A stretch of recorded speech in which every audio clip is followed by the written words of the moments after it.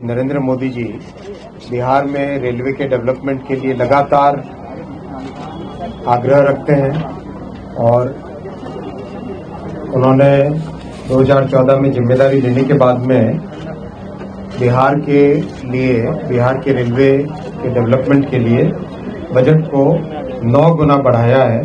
पटना से दिल्ली के बीच में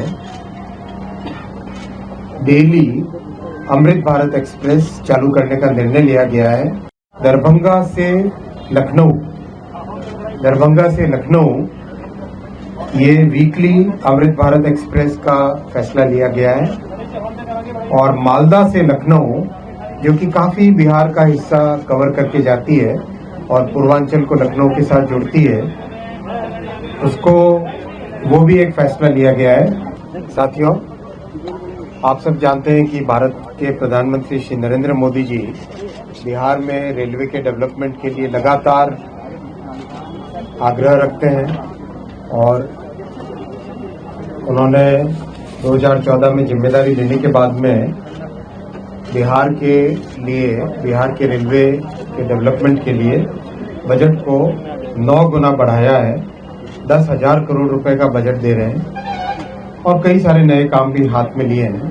कई नए प्रोजेक्ट्स ऐसे हैं जो वर्षों से पेंडिंग थे, उन सबको मोदी जी ने अपने 11 वर्षों के कार्यकाल में कंप्लीट किया है और कई ऐसे नए प्रोजेक्ट जिनका बहुत लंबे समय से इंतजार था, वो अब कंप्लीशन की तरफ आए। जैसे अररिया गलगलिया जो कि पूरे हमारे सीमांचल क्षेत्र को जोड़ने वाली लाइन है, 111 किलोमीटर की, वो कंप्लीट हो गई।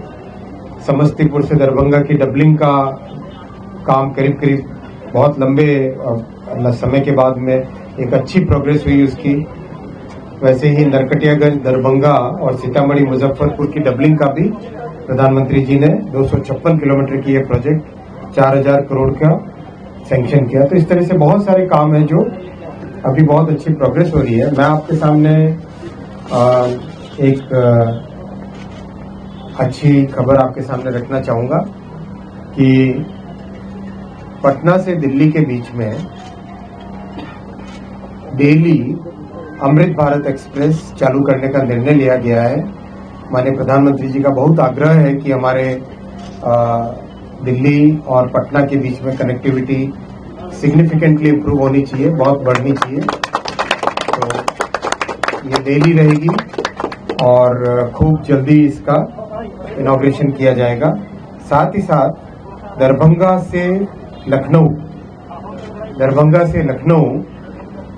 ये वीकली अमृत भारत एक्सप्रेस का फैसला लिया गया है और मालदा से लखनऊ जो कि काफी बिहार का हिस्सा कवर करके जाती है और पूर्वांचल को लखनऊ के साथ जोड़ती है, उसको वो भी एक फैसला लिया गया है। और एक फैसला लिया गया है सहरसा से अमृतसर और जो पूरा करीब अपने उत्तर बिहार को जोड़ते हुए अमृतसर की तरफ जाए, वैसी एक अमृत भारत एक्सप्रेस का भी निर्णय लिया गया है। और एक 5वां बड़ा निर्णय लिया गया है जो हमारा सीमांचल है, जोगबनी वाला एरिया, वहां से तमिलनाडु के लिए तमिलनाडु में ईरोड, उसके लिए एक डेली ट्रेन का फैसला लिया गया है। ये अपने आप में बिहार के लिए बहुत बड़ा कनेक्टिविटी इम्प्रूव होगी इससे। और जैसा आप जानते हैं, प्रधानमंत्री जी ने बिहार के लिए वंदे भारत बहुत सारी दी हैं। मेरे ख्याल से किसी भी राज्य को अगर देखें तो जो टॉप 2 और 3 राज्य होंगे जिसमें वंदे भारत की संख्या ज़्यादा है, उसमें से बिहार एक है। साथ ही साथ नमो भारत भी दी है। अमृत भारत एक्सप्रेस भी सबसे पहली 2 जो चली उनमें से एक दरभंगा से चली थी। तो अपने आप में एक कमिटमेंट है जो बिहार के प्रति प्रधानमंत्री श्री नरेंद्र मोदी जी का है, रेलवे का है। और 3 ऐसे प्रोजेक्ट हैं जो बहुत जल्दी सैंक्शन करने का काम चल रहा है। एक है भागलपुर से जमालपुर 3rd लाइन जो कि हमारे पूरे उस क्षेत्र के कनेक्टिविटी को बेनिफिट करेगा। दूसरा बख्तियारपुर राजगीर तिलैया, इसकी डबलिंग, बख्तियारपुर राजगीर से तिलैया की डबलिंग। और तीसरा रामपुर हाट से भागलपुर की डबलिंग। इन तीनों प्रोजेक्ट्स का डीपीआर बना के अप्रूवल करने का प्रोसेस बहुत तेजी से चल रहा है। आशा है इसका भी जल्दी सैंक्शन मिलेगा। और साथियों, आईटी के मामले में दो आपके साथ शेयर करना चाहूँगा डेवलपमेंट्स। अपने पटना में STPI software technology park of India बहुत अच्छी फैसिलिटी बनी है, जिससे कि आईटी इंडस्ट्री पटना में आ सके।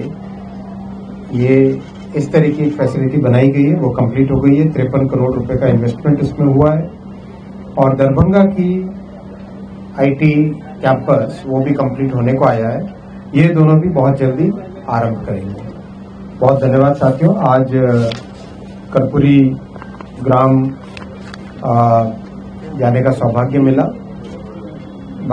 भारत रत्न श्री कर्पूरी ठाकुर जी ने जिस तरह से समाज के अति पिछड़े वर्गों को मुख्य धारा में लाने का काम किया था, आज उनको श्रद्धांजलि भेंट की और उनके गांव जाने का मौका मिला, उनके घर जाने का भी मौका मिला। और विशेषकर कैसे उस एरिया में फैसिलिटीज बढ़ाए रेलवे की, कर्पूरी ग्राम स्टेशन को रीडेवलप करना, नई फैसिलिटीज लाना, वो सब भी किया। और समस्तीपुर के रिलेटेड बहुत सारे फैसले भी लिए गए। समस्तीपुर में कंप्लीट रेलवे का डेवलपमेंट कैसे हो, उस पर भी आज लंबी चर्चा हुई।